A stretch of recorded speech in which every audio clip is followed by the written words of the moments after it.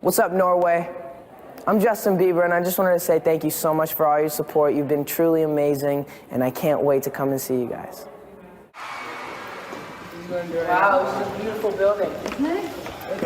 That's gorgeous. Look at the ceiling. I'm ready. Let's do it. Yes, you can do it. You can sit over there. Okay. And This one's for you. This one's for me. All right. for me. And what do you like to drink? I like water. Water? Yes.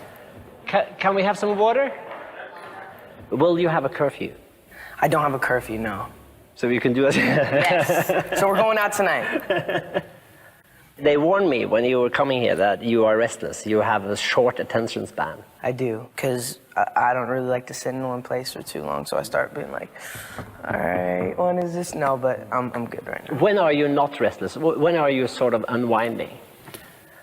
If I get like a good night's sleep, if I'm like well rested, like last night, I didn't get a lot of sleep, but I got a lot of sleep on the plane, so right now I feel fine. So. Are you like restless with your girlfriend?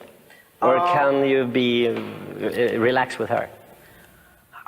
No, I mean, it's relaxed. I think that, if, you have a girlfriend or, if you're in a relationship, it has to be relaxed. It has to be, you have to trust the person. It has to just be you have to just be yourself. You're coming to Oslo and to Scandinavia, and you wake up in the morning and your new single from your new album, Believe, is #1 in the US. Are you like pinching your arm every time you wake up these days? It's crazy. I get to travel the world and, wake up here and, I woke up this morning and my song was #1 on iTunes and I just released it. So it's like all these different things are just all adding up and coming together and it's just really, it's amazing. You're definitely not a child star anymore. You're sitting here as an 18-year-old. Mm-hmm. And what would you call yourself? You wouldn't say a child star, of course. No, I mean, I would say that, I'm definitely growing up and I'm maturing, and my music is maturing and, hopefully I plan to just make music that is going to reach everybody. And is your music changing as you are definitely changing? I mean, I'm growing and my music is evolving with me and, it's only gonna, keep growing and changing as I am. In what way? Just in ways like, the things that I'm talking about are different. The things that, I'm singing about, the things that I'm thinking and going through as an 18-year-old, I wasn't going through when I was even, 16 or 17. So like, now being 18 and having the responsibilities and, really, having serious relationships and, going through different things, it's like, I'm at a point where, I can talk about these things and really know, what I'm talking about and it's not puppy love, it's, so. So, refresh my memory. What's the best thing about being 18? I don't know, man. There's so many good things. It's like I have more freedom. My mom can't say you have to go to bed now. She can't be as strict as she Yeah, she can't. No, but she's still protective. She's still my mom. And what would you say is the, I wouldn't say worst thing, but the most challenging thing about being 18? The most challenging thing about being 18. I think is being in my position, being 18 and having to be away from your family all the time and, growing up in the spotlight can be hard and tough. And you've seen it with, a lot of other, child stars. They take the wrong turn and they start doing, wrong things. And so I think that's really hard. It's growing up in the spotlight is really hard. But you have to that didn't go well for like Britney Spears or Michael Jackson. Mm-hmm. Where did it go wrong for them in your view? It's about the people that you surround yourself with. For me, as far as me, I mean, I don't think I would be who I am right now if I didn't have the strong support system around me. I have great, I consider the team, my team, like my family. And so, having them to, tell me when I'm doing something wrong or, I think that some people, they have just yes men that just say, yes, it's okay, you do whatever you want because they want to get paid at the end of the month. But for me, it's like the people that I'm around really care about me. So a little curfew you should have. I mean, a little, not a curfew, but like like last night I was out and, they're like, it's time, it's getting late. And I'm like, okay, yeah, it's getting late. I should probably go back to sleep. And so it's just like these little things that they do and just to help me be a better person. You still have like toys?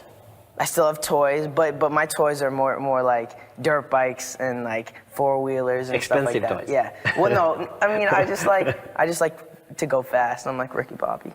When we look back, what would you say is your strongest childhood memory? You grew up in Canada. You know, I have a crazy story. You want to hear it? I have a bear story of when I saw a bear. So I was camping, and I was up north with my family, and we were at this cabin, and basically, you know when you're young and you wake up early, and the campfire was still on from the night before. And so basically I went out there and I was like kind of like playing with the fire. I was like maybe 7, but I was just like, I wasn't like in the fire, but had a stick and I was like moving the fire around. And I was waiting for my grandparents to wake up, and all of a sudden I see a bear, like a big bear, like literally like 10 feet away from me in the garbage. And I'm only like 7, so I don't really know the danger that I'm really in right now. So I run inside and I'm like, Grandpa, like there's a bear outside. And they're like, what? Stay inside. So they call my uncle, and basically this bear had been causing problems in the community for a while, like coming in. And so they said next time it comes in, like you have permission to like shoot it, basically. So it was causing so much problems. It came in, and I ran inside, and my uncle went outside, and he shot the bear. And basically we ate bear. I ate bear. You ate it I ate afterwards? it, yep. my family were a bunch of hillbillies, and I ate bear. Looking back for you now, being 18, looking at yourself being 14, many 18-year-olds looking back like that would be embarrassed by looking at their own 14-year-old self. Yeah. What do you feel? Some of the YouTube videos that I put up, you know, when I was younger, I'm kind of embarrassed about, but other than that. Why is that? Just because I don't know, I was young and I was being silly, but at the end of the day, it's just me, and that's my personality, and at the end of the day, I'm always going to be Kid Raw. Your mother, she was a struggling single mom. You can perhaps describe the environment you grew up in. To describe the environment I grew up in, I mean, I didn't have a lot. I didn't have a lot of stuff. You know, my whole house was smaller than this room, you know. So my mom and my dad actually never got married. They had me when they had me when they were 18 and 17. So it was crazy for them. They were my age now when they had me. So like it's like me trying to have a kid now, like I wouldn't be responsible. And could you imagine having a kid now? No, I couldn't. So the fact that they, you know, raised me and you know, I feel like they did a great job. Not meaning like to say that I'm like amazing or anything, but I think that they did a pretty good job. But they did a great job. Let's agree on that. Yes, thank you. What have you learned from your mother? My mother, I mean, a lot. What do you owe her in a way? I feel like I'm gonna always owe her. You know, she gave up so much for me, and she, you know, traveled the world and gave up her whole life to basically, you know, after I put my videos on YouTube, after everything started happening, you know, I bought my first MacBook computer, and that was like the biggest deal for me. And so, like looking back to that, it's like it's so cool to me how this has all just, you know, come together, and you know. It's just been amazing. And I wonder, when I was looking at these YouTube videos from 4 years ago, 5 years ago, could you impress like that today? I mean, like today you're here in Oslo, Norway, with a huge band and a huge production, but could you impress a cappella? What do you mean? Like without anything, could you impress like you did before, just your voice? Of course, you know, that's how I started. So. And it's actually easier for me to sing without, you know, all the production and stuff. You know, that comes with it, with me making my album and stuff, and that's the type of music that I like to make. But as far as me singing, you know, I love singing just a cappella, you know, without any music. That's kind of, you know, how I started. What kind of songs would that be? I love R&B music and yeah, R&B pop music. Mention a tune. Michael Jackson is someone who I look up to tremendously. You know, growing up, I listened to a lot of Boyz II Men, Aretha Franklin, and stuff like that. Could I make you just sing a little, just to you want to hear a little bit? Yeah, I love that. All right, so what song should I sing? And you say that you love her, and you really know everything that used to matter don't matter no more. Like my money or the cars, you can have it all. And flowers, cars, and candy. Said I'm fortunate that I have you, girl. And I want you to know that I really adore you. Yeah, yeah, yeah, yeah. And there you impressed even my mother. Thank you very much. Thank you. Thank you. Some are saying that you are a person with, from the start, with strong and even controversial opinions. Are they still intact? I don't know. I mean, I just say what I feel. And whatever my opinion is, whether it's controversial or not, it's just my opinion, you know? So like, you know, whether I talk about, you know, what I believe in, as far as, you know, Jesus and, you know, what I believe in, it's just, you know, I don't hide anything. Do you get like surprised when people are calling it controversial, what you're saying? Your views on America or on abortion? Or, I mean, does that surprise you?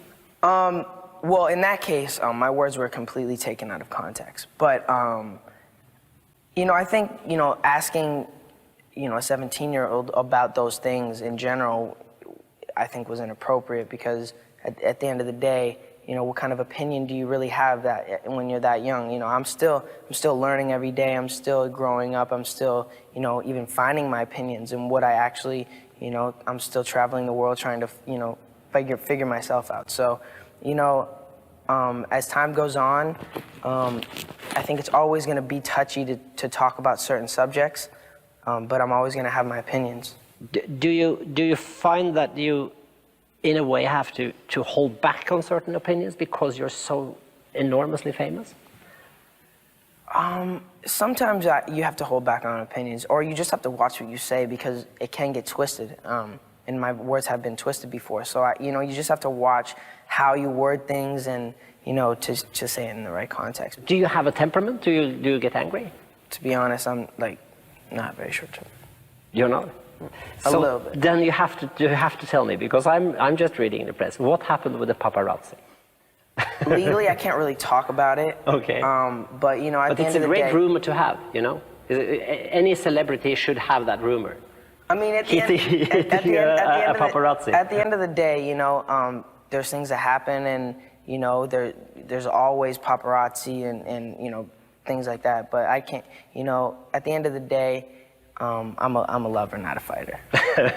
but that's not entirely true because you're a boxer as well. Well, I'm not a professional boxer, but you know, I do take it up in my spare time. You know, I was just with Mike Tyson the other day, and you know, Floyd Mayweather's, you know, one of my good friends. So like, I'm definitely into boxing. And your technique is quite good. Thank you. That's impressive. Thank you. Yeah, so, Mike was saying that too. Mike was like, you really do know how to box. Like if I teach you a couple, you know, more times, you're gonna really have it. Yeah, so I know. Watch out, guys. Watch out, paparazzis, I would say. No. Even though you are a businessman. I mean, you're grown up in that sense. You are a businessman. You're controlling your career, as I understand it, quite well. Do you have like access to your own money? Yes, I have access to my money.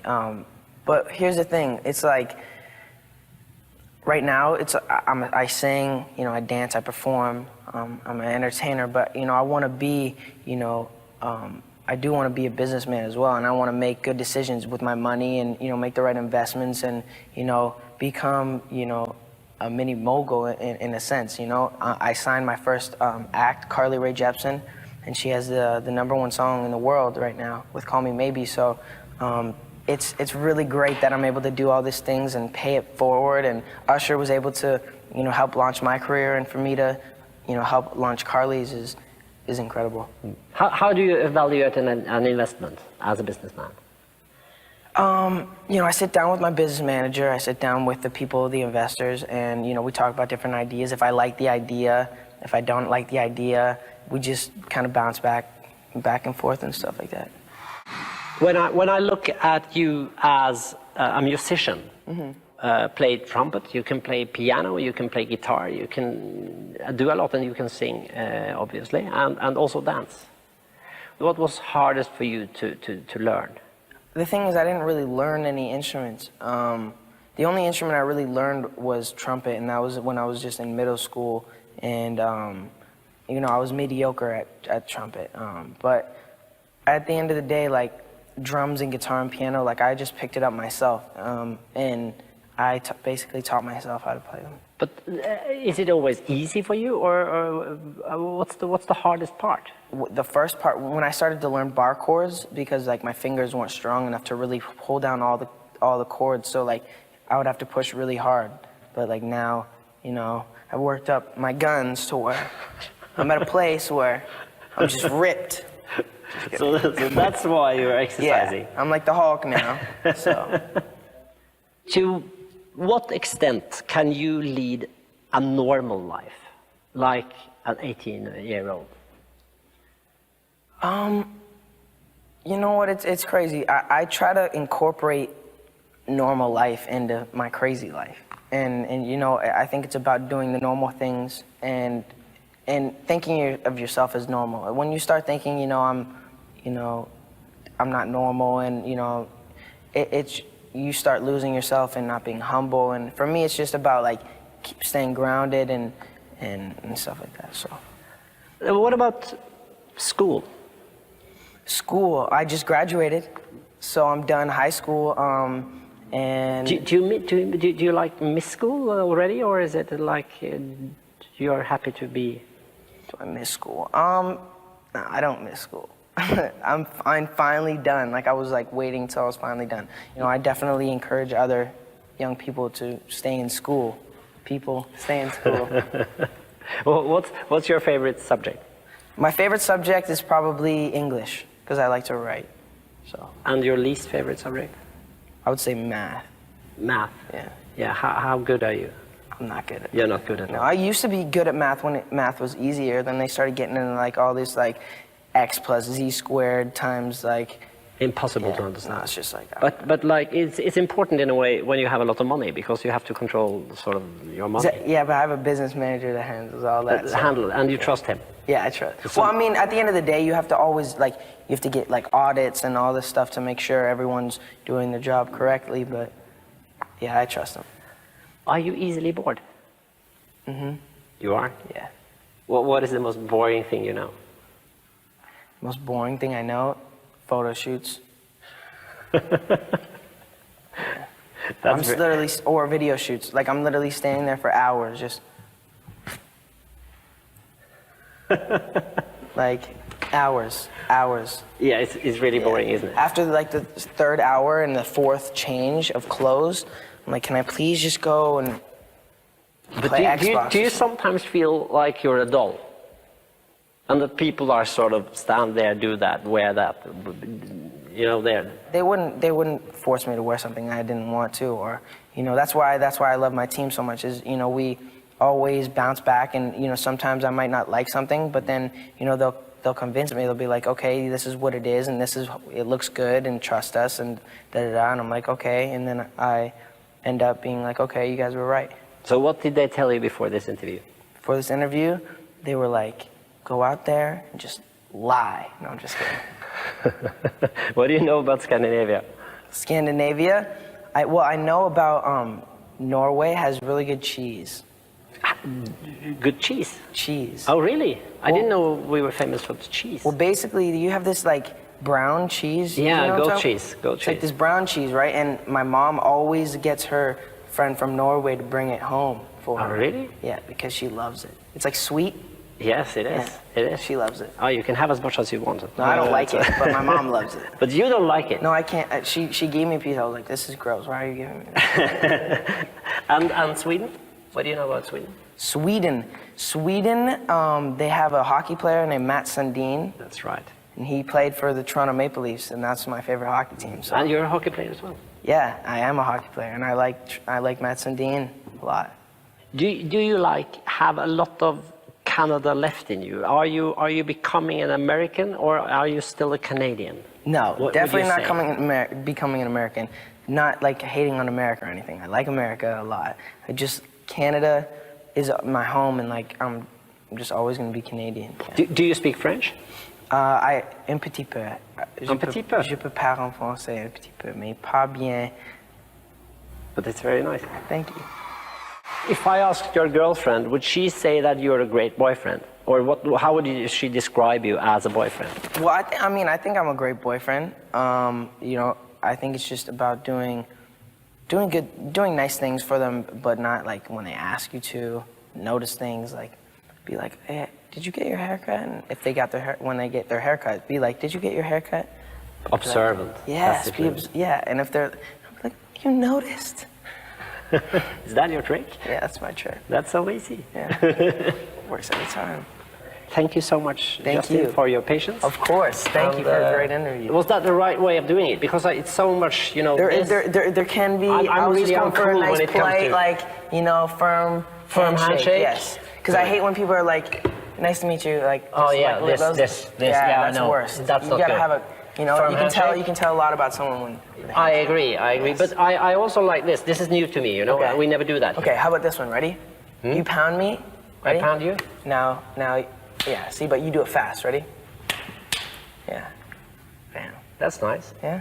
Yeah, you have a punch. Ready? Okay, no. No. You don't want any of this. I've been training with Mike. All right, man. I know. Take care.